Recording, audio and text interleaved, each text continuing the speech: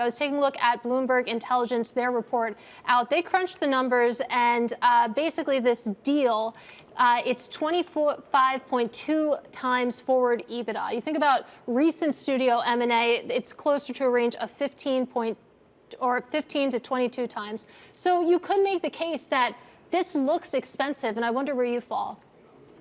I think everyone needs to keep in mind that Warner's value inside Netflix is exponentially larger than what it might be on a standalone basis. People are valuing the Warner asset as it is today, not what it could be when you light up the 190 countries that Netflix is currently live in, which is a much larger footprint than is currently available to HBO and Warner Brothers today.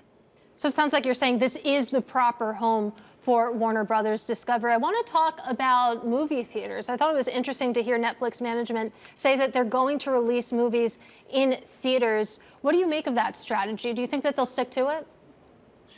It's interesting. I had a conversation with Reed Hastings about this very topic 10 years ago now, and he was very much against the releasing. It was all about how do we provide the most value to the subscribers, and that was delivering the films to them in the home. But fast forward 10 years, and I think you can really see that it's a tremendous marketing channel to put Netflix films in the theaters, but maybe not for as long and maybe on a day-and-date basis, but provide the best possible viewing opportunity for some of the marquee films.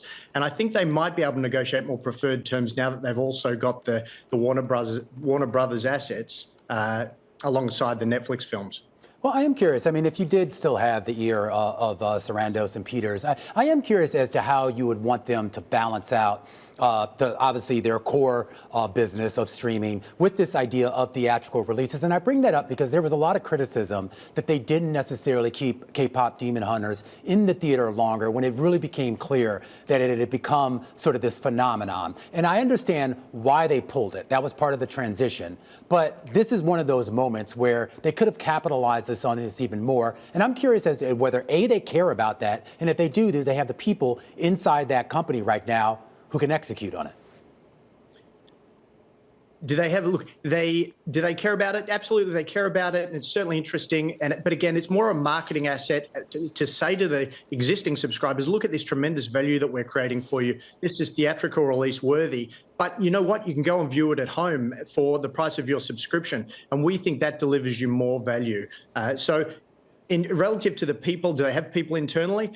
I'm sure they have a handful of people internally, but they'll scale up as needed. They're a very intelligent organization, and they'll manage it appropriately. With regards to the integration of Warner Brothers Discovery, assuming that this deal does go through, I mean, I assume there's going to be a lot of overlap in terms of personnel, and I assume there's going to be some consolidation there. But how deep do you think that needs to be, or is there going to be some symbiosis in keeping a lot of the folks from Warner Brothers intact, more or less?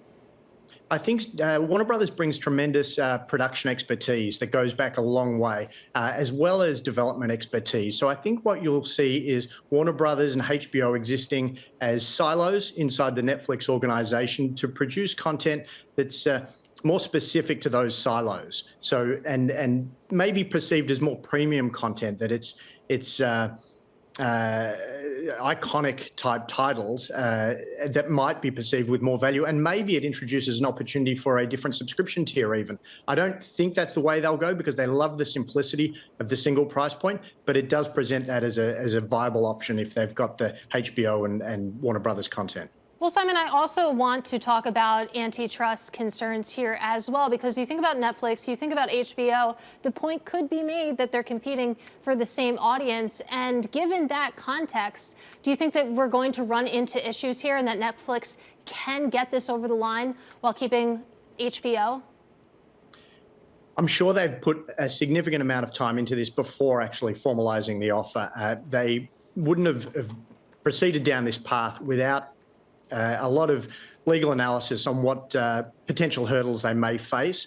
And at the end of the day, everyone needs to keep in mind that they're currently 9% of television viewing time in the United States. If the acquisition is looked at alongside YouTube, which has perhaps, or does have higher viewing hours than Netflix at the moment, and if it's also considered alongside the broadcasters who have more significant sports rights, then it seems to be a much more even playing field and a defensible acquisition. If it's considered just on a subscription streaming basis, which I don't think it should be, then it starts to be a little bit more of an uphill battle.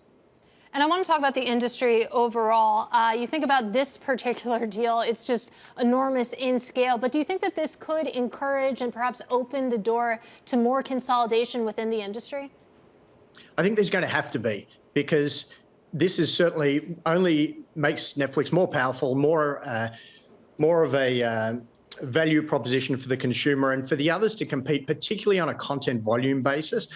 I think what Apple's done in terms of taking a very premium approach to the space is clever.